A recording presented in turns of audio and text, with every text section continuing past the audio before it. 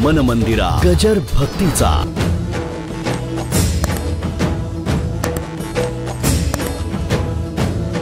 सर्वसामान्य माणसाला काय पटेल, काय रुचेल, तो परमार्थाकडे कसा वळला जाईल, परमार्थाची आवड त्याच्यात कशी रुजली जाईल, कशी वाढली जाईल, याच्याकरता सगुण चरित्र, सगुण गुणा, लीला वर्णन करणं भगवंताचं हे अलौकिक आहे. आणि हे व्यासांना कळल्यामुळेच भागवत कथा निर्माण झाली. त्यांना सुद्धा कळलं की 4 वेद 6 शास्त्र ज्ञान मोठं आहे. कुठे कळतं? कुणाला कळतो? अजातवादन, आरंभवादन, परिणामवादन, विवर्तन, अध्यासन, आरोप. किती जणांना कळतो? किंबहुना सांगणाऱ्याला तरी नीट कळतो की नाही कुणाला माहिती. बरं का? तेव्हा असा हा जो काही भाग आहे. आणि कृष्ण चरित्र का लोकप्रिय झालं? भगवंताच्या चरित्रामध्ये लीला आहेत, खोड्या आहेत,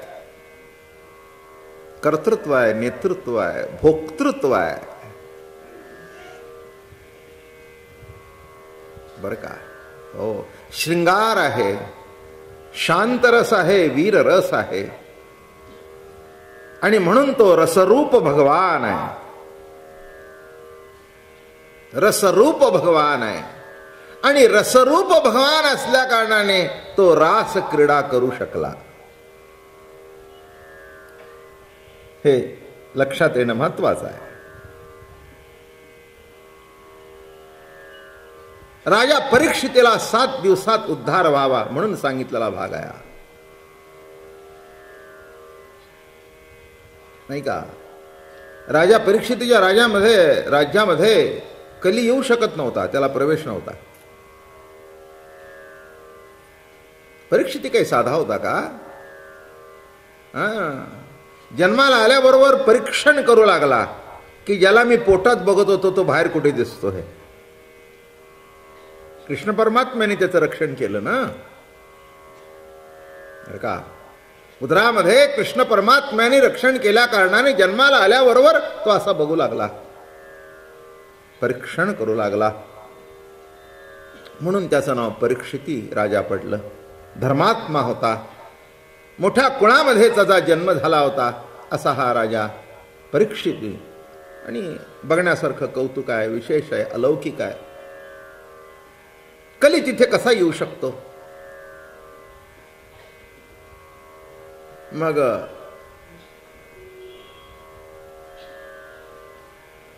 कली म्हणाला, वा यायचं नाही तर कसं काय यायचं? एक मी तुम्हाला सांगतो, कलियुगामधलं श्रेष्ठत्व, योग, याग, जप, तप याने उद्धार होणार नाही. नामस्मरणाने उद्धार फक्त कलियुगामध्ये होतो. कलियुगी सुगम साधन नलगे योग, याग, त्याग, दान, निर्लज्ज करिता हरि कीर्तन, चारिणी मुक्ती चरण वंदिती. म्हणून लक्षात ठेवा, तुम्ही कलियुगात आला हे वाईट झालं नाही, कलियुगात आला हे बरं झालं.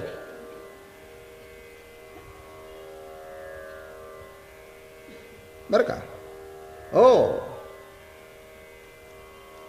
प्रवासाच्या दृष्टिकोनातून, साधनाच्या दृष्टिकोनातून, नाही का? पूर्वीच्या काळी स्वयंपाकाच्या भांड्यांचं प्रदर्शन,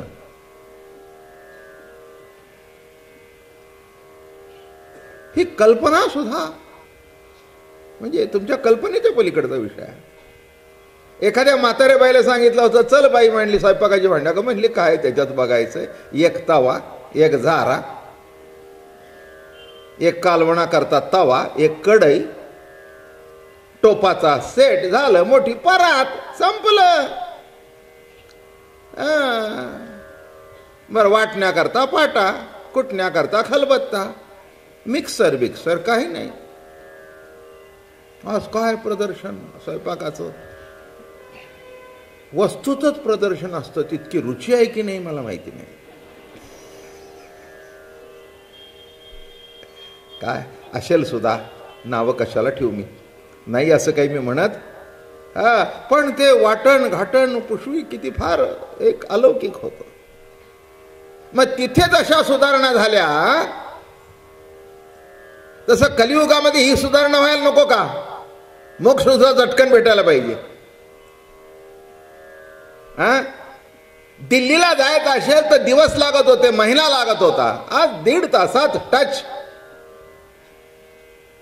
नाही का?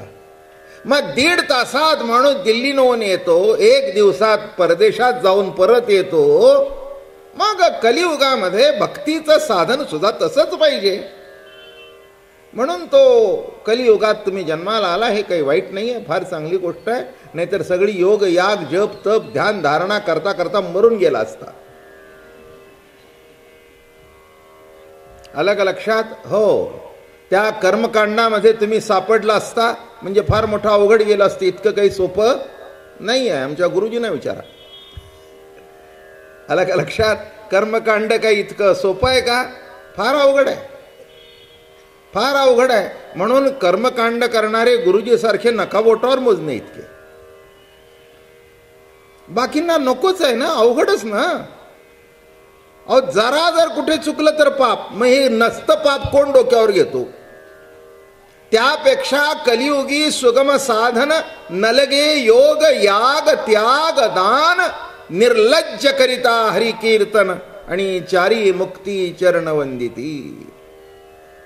मग तो कली म्हणाला, बाबा ठीक आहे, पण आम्हाला राहायला काहीतरी जागा तरी असू द्या, कुठेतरी राजमहाल नको, निदान झोपडपट्टी तरी. ते म्हणे तुला 4 ठिकाणं देतो. बार, मदिराघर, वेश्याघर, कसाई, खटकाचं घर आणि जुगाराचा अड्डा. म्हणून या 4 ठिकाणी जाताना विचार करून जा. तुम्ही जात नसालच म्हणून इथे येत आहे. तेव्हा कुणी जर जात असेल तर कलियुगामध्ये फक्त या 4 ठिकाणीच कली असतो. मग तो कली म्हणाला, अजून एक स्थान मला द्या. ते म्हणाले, ठीक आहे, जिथे सोनं आहे तिथे तू जा. पुढचं ऐकून घ्या, महत्वाचं आहे. मग सोन्यात जर कली आहे तर देवाच्या डोक्यावर मुकुट सोन्याचा कसा? याचा अर्थ तिथे असा आहे की वाम मार्गाने जी संपत्ती आली तिथे कली आहे. अर्थ कळला का? कली कुठे आहे? आता मला सांगा, विभूती योगामध्ये 10व्या अध्यायामध्ये सर्व धातूमध्ये सोनं मी आहे असं सांगितलंय. मग सोनं जर मी आहे तर कली तिथे कसा असेल? पण कोणच्या याच्यात कली आहे? मी मागेही सांगितलंय की वाम मार्गाने येतो तो पैसा आणि सन्मार्गाने येते ती लक्ष्मी.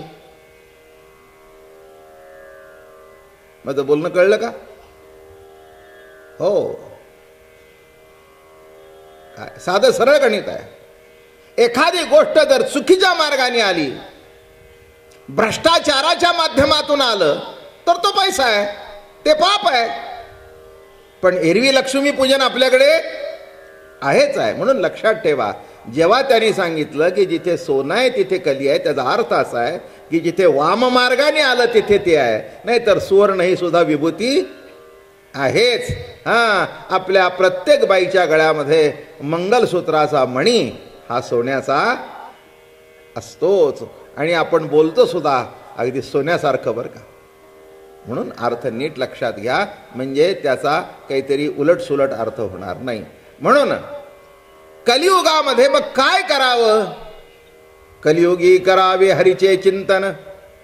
आणि ते हरीचं चिंतन करता करता करता करता त्याच्यामध्ये कृष्ण लीला ऐकावी, भगवंताची लीला ऐकावी आणि त्यातल्या त्यात सर्वश्रेष्ठ रासलीला बरं का. हो, रासलीला म्हणजे समर्पण लीला. आपलं सर्वस्व त्या भगवंताला अर्पण करणं नामे रासलीला. ह्या सुद्धा गोष्टी समजणं आवश्यक आहे. काय समर्पण? समर्पित जीवन झाल्याशिवाय बाई आई होत नाही. तसं देवाला समर्पण सर्वस्व केल्याशिवाय देह प्रतीती जीव प्रतीती, आत्मपर सर्व त्याला समर्पित केल्याशिवाय तिथे रास घडत नाही. प्रेमातून रास घडते बरं का. अलौकिक आहे हा. प्रेम स्वरूप भगवान आहे, रसरूप भगवान आहे बरं का. रासेमध्ये रती 3 प्रकारचा आहे. सामान्य रती, मध्यम रती आणि समर्थारती. किती प्रकारचा रती आहे? लेख लक्षात ठेवा. रती शब्द वापरला म्हणजे वाईट अर्थाने काढू नका. जिथे संयोग आहे तिथे रती आहे, जिथे मिलन आहे तिथे रती आहे, नाही का. ते योग्य जर मिलन घडलं तर परिणाम चांगला, अयोग्य घडलं तर परिणाम चांगला नाही. इथे सुद्धा माझ्या आवाजाचा याच्यावर स्पर्श होतोय. त्याचा परिणाम जर चांगला असेल तर तुमच्याकडे चांगला आवाज येईल, नाहीतर येणार नाही. नाहीतर मला सांगावं लागलं काहीतरी तुझं बिघडलंय रे बाबा. संयोग, नाही का. सामान्य रती म्हणजे काय?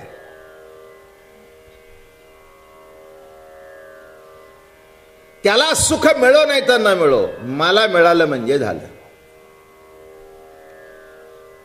अप्पल पोटेपणा, सामान्य रती, नाही का. मला सुख मिळालं म्हणजे झालं. काही काही घरामध्ये सुद्धा बघा बरं का, एखादी वस्तू चांगली केली असेल ना तर तो असं म्हणणार नाही सगळ्यांना खाऊ द्या. मग तो आपला पती असेल, तो आपला मुलगा असेल, नाही तर ती बाई स्वतः असेल, कोणी असेल, तसं काही सांगता येत नाही. स्वभाव काय कोणाचे आहेत काय सांगता येत नाही का. पहिलं हाणून घेतील. एरवी लवकर बसणार नाही, पण ते आवडीचं असेल तर लवकर घेतो. पटा पटा पटा. अरे तुम्ही लवकर कसे बसले? नाही म्हटले भूक लागली. भूक लागली नाही. अरे काही शिल्लक ठेवलंय का भांड्यात? म्हणला मी कुठे बघायला गेलो, मला लागेल तेवढं खाल्लं, लबाड आहे.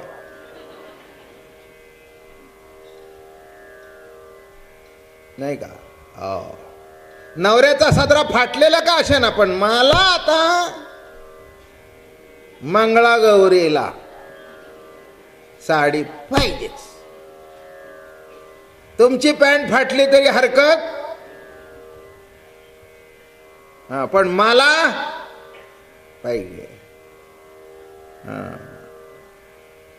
देह सुखामध्ये एकमेकाची आवड बघणं नाही, मला भोग पाहिजे. लक्षात ठेवा, रती घडतो पण तो सामान्य रती आहे. मध्यम रती,